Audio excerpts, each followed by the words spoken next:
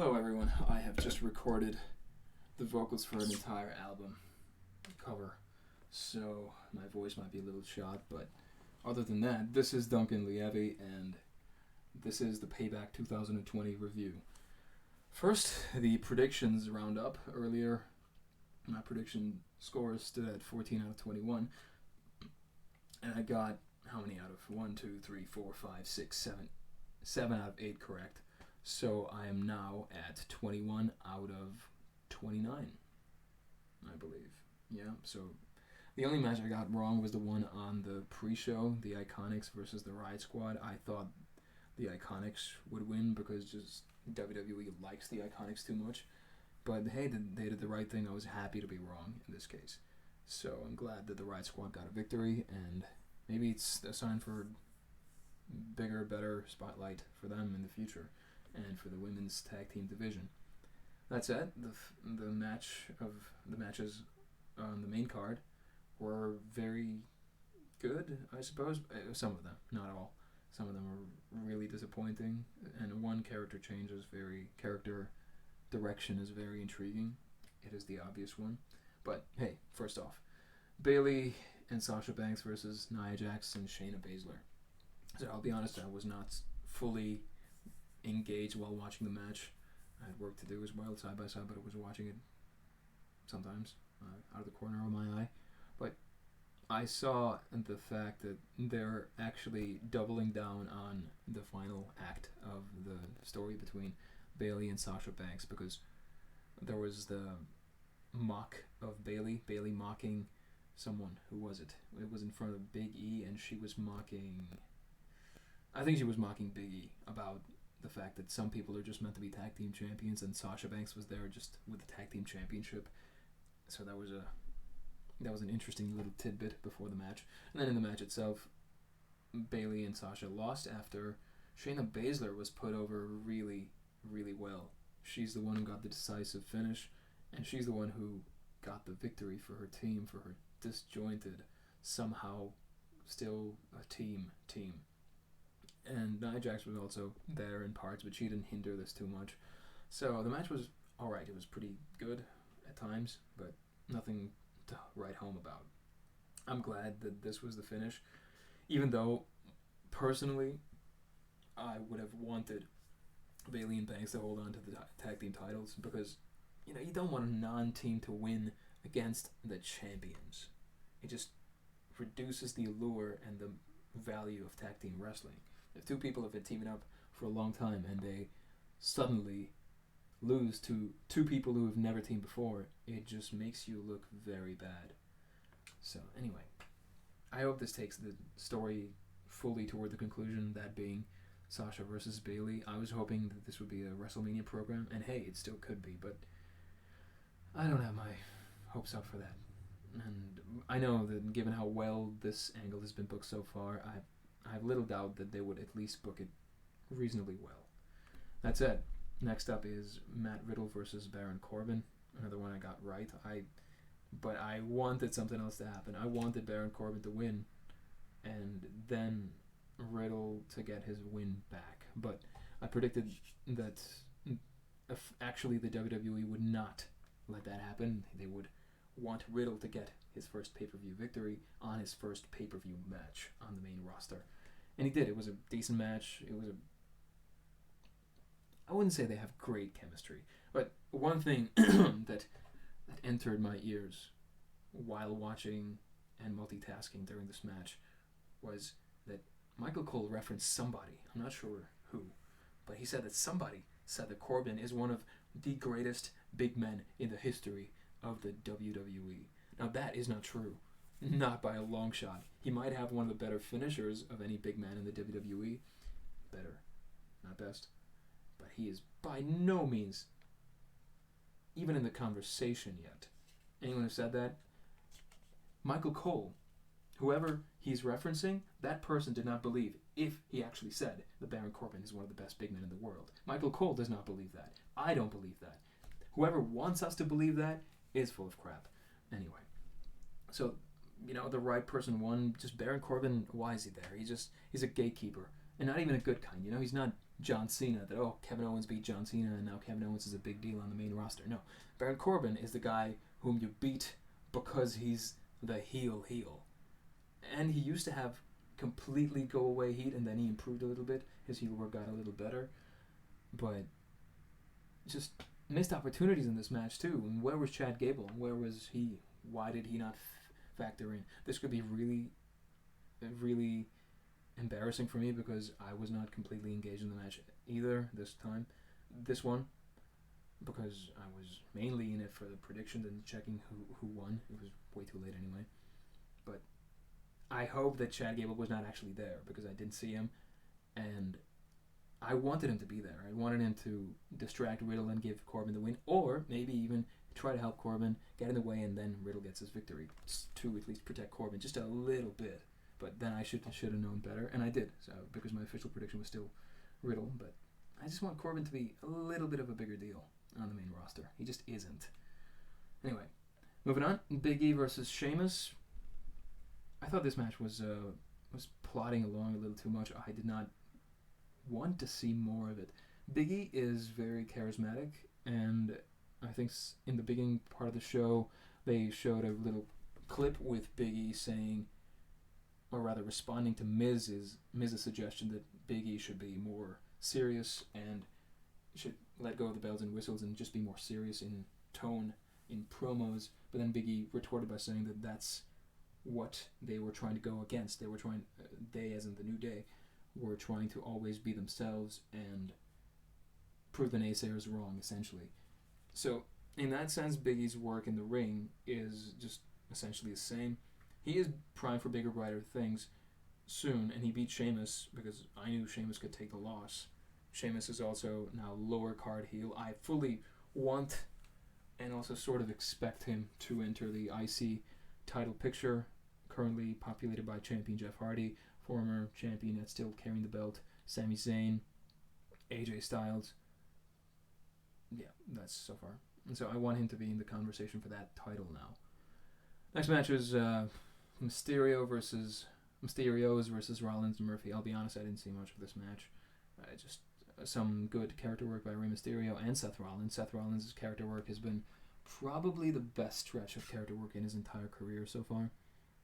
And Murphy was there to do his part as well. There was nothing wrong with what the parts of the match that I saw, and the correct people win. Mysterios won. It's a match that they will look back on. If no one else, they will have that, and I'm happy for that because Rey Mysterio, I think probably predicated some of his motivation to sign on with the WWE, re-sign with the WWE, on the fact that he wanted the latter part of his career to also be associated with his son, and that is happening. And they're embroiled in a really serious feud. Also, it's very important to see that how Rey is trying to mentor his kid, and how Dominic is actually not bad at all. I'd go so far as to say he's pretty good. Dominic can take a beating, and he sells well, and his offense is also, it needs some polishing, of course, but he's here to stay. Just, he's still so baby-faced, sometimes it's easy to forget that he is actually a great athlete as well, as is evident in his 2 pay-per-view showings so far. There's nothing wrong with this match. And then we have Orton versus Keith Lee. So again, because even in the predictions I said that I thought Keith Lee would win. I didn't want him to win. I wanted Orton to win for obvious reasons, to hold his heat. But the match was very short, surprisingly short. This is the one match I actually paid attention to, along with the main event, because those were the 2 matches I was really interested in, alongside the Sasha Banks Bayley tag team match. But okay, so just if you guys don't want an elongated rant, almost, check the timestamp for the next match for the main event. Now, so Keith Lee obviously won. He hit the Spirit Bomb, which is just a power bomb on Orton, and Orton didn't get his shoulders up. So, no, I was so furious with the fact that this match was conceived, because it's again, you don't leave yourself any room for great booking. what are you going to do? You're either going to kill Orton's heat or you're going to kill Keith Lee's momentum. The fact that he's on the main roster, the celebration, what it means for everybody. If you just kill it by defeating him clean on pay-per-view, and that was not going to happen. That was also made more evident, the fact that it wasn't that Keith Lee was going to win, when JBL was backstage and almost mocking Keith Lee. First JBL invited Keith Lee to invest $1 million into a hedge fund that JBL has, apparently. Apparently, JBL's still a millionaire. I don't doubt that. But Keith Lee then said, of course, I don't have those kinds of resources. And then JBL says, even if you lose, don't worry. Orton's one of the best ever. So, the fact that they make it so evident that Orton's one of the best ever GOATs contenders in WWE history, and he's the greatest wrestler ever after winning the greatest wrestling match ever, it's becoming too obvious. And the match was not that great. It was essentially Orton getting buried. And if Orton was completely lost in the shuffle, as he was in the major part of, say, late 2017, early 2018, before he reinvented himself a little bit and went back to being very sadistic against Jeff Hardy. So if it was that phase of his career where he's not motivated, where he's not producing the goods, when he's not coming off the freaking greatest wrestling match ever, then it would have been fine because you're elevating Keith Lee and that's it. But Orton is the number one contender for the WWE Championship. Orton's the one who's put the WWE Champion in the hospital. You don't book him against a person who needs to win. Keith Lee needed to win. Orton couldn't lose. And even as far as Keith Lee's booking, he didn't look majorly strong. Of course, he beat Orton, so yay, but it was not a case of Keith Lee looking great. It was a case of Orton looking bad. The match was not long. It was not very closely fought. Orton, I'm not sure even how much offense Orton got in. He had those left-handed chops that he does. He was getting thrown around by Keith Lee. He was taking bumps, of course, trying to make Keith Lee look great, and he did. But then Orton was losing. He again caught Keith Lee unaware and dropped him with the rope hung DDT, as was the case on Raw last week.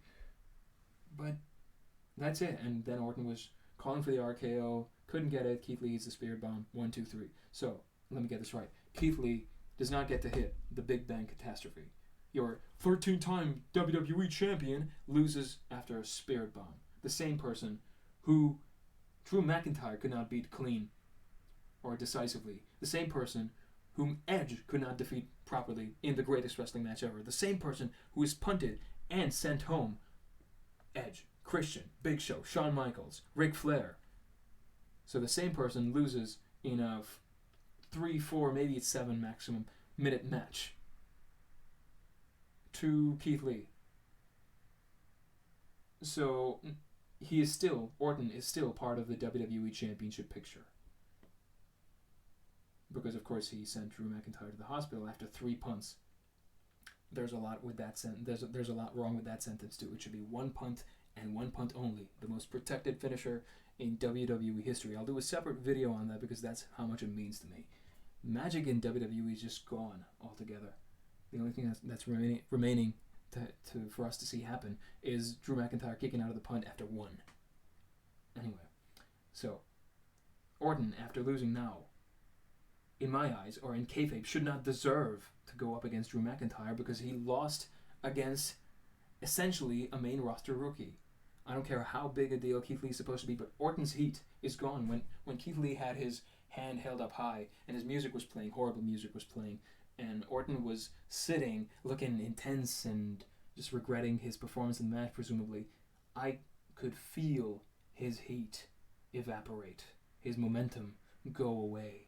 Of course, not everyone sees it this way. This is the WWE.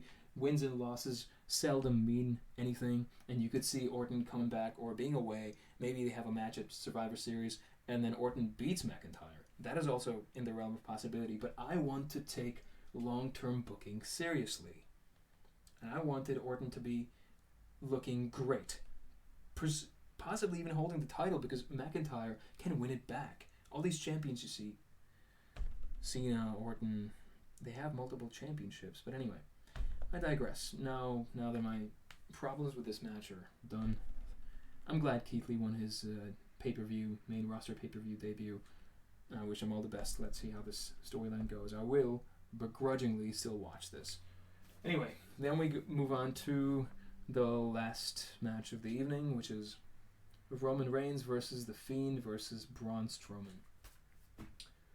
A no-holds-barred triple threat match for the Universal Championship. Now, of course I got this right. Roman won. Great. I also don't have too many issues with the way Roman won because he's been booked as a heel. So that's something to look forward to. But it was so obvious. In the preview of Payback 2020, in the predictions video, I said that I liked the fact that SummerSlam was not so predictable. And this time, evidently, given the fact that I predicted all except for the Ruby Riott match correctly, it has been predictable. And it was so obvious as the entire show was progressing. Little hints and everything. And Roman Reigns was nowhere to be found. And there was a promo from... There was a little interview with Paul Heyman in which he's knocking Kayla Braxton for not being Charlie Caruso. All of that. So it was way too plain that Roman Reigns was going to win the Universal Championship. And it was so obvious that it didn't matter what happened in the match, other than the fact that The Fiend won the championship and then lost it again a week later. It was I could argue it's an even cheaper loss than The Fiend's loss to Goldberg in Saudi Arabia. I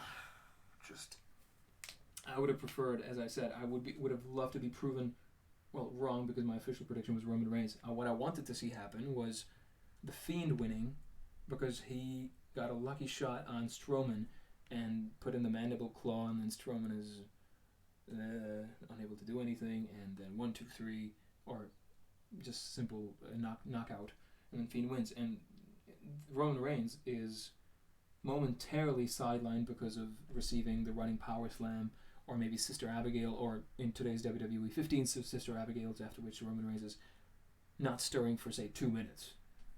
But anyway, that didn't happen. There was a rather cool reproduction of the ring collapse, which has now lost its allure because it's been done so many times. It was Big Show and Brock Lesnar, then it was Mark Henry and Big Show, and now it was Braun Strowman and The Fiend. But it was still fun to see a match take place in a broken ring, and then Roman Reigns, of course, made his entrance right after that spot to pick up the pieces. A typical, very classic heel move. It was good to see Roman Reigns do that. It was also good to see Paul Heyman next to him and bring the contract. Roman Reigns signed the contract right then, moved to the ring, and delivered a spear. Just a lot of offense for Roman Reigns. Someone kicked out. Braun Strowman kicked out once of... he kicked out of the fact that he was slammed superplex into the ring, and the ring broke. But then The Fiend actually got the mandible claw in on Roman Reigns, and then Reigns hit a low blow on The Fiend. So I like that too. As far as the Roman Reigns portion of this match, except for the fact that it was way too obvious that he was winning from the beginning of the show, it was good. The Reigns' booking was good.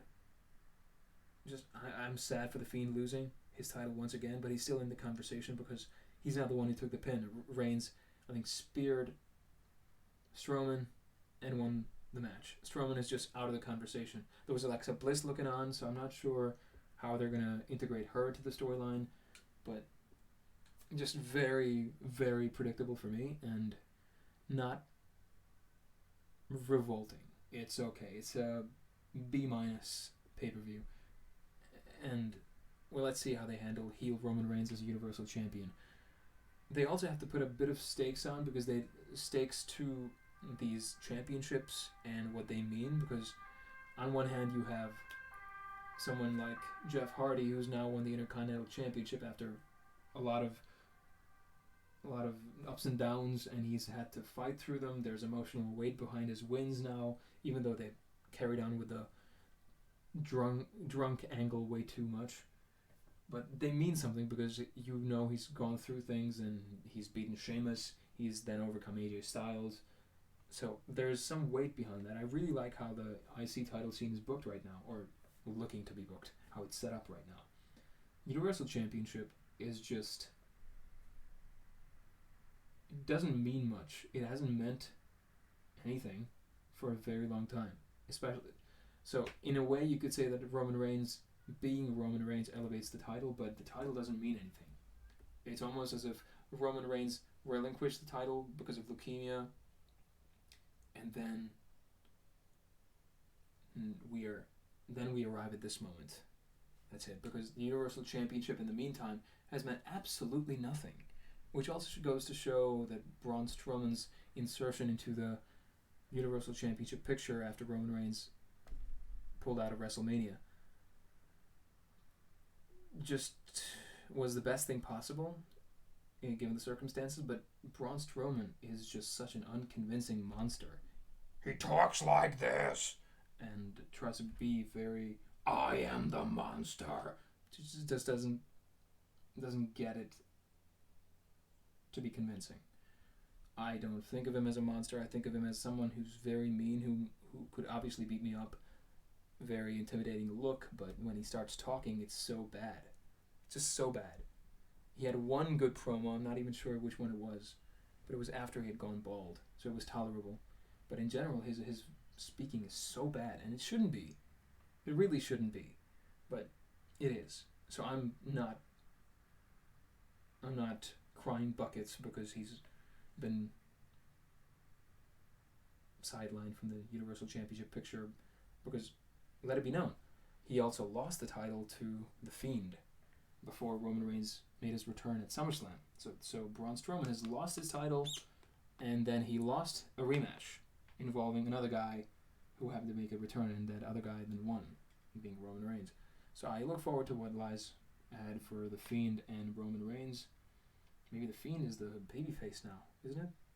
I'm not sure how much of a babyface the Fiend character can be, but we'll see how everything transpires. As for this entire experience of getting all predictions correct, but also the entire experience of watching this pay-per-view, mediocre. SummerSlam was still fun. I love the finish of almost every match at SummerSlam, even though the same main event, the Universal Championship match, had finisher spamming.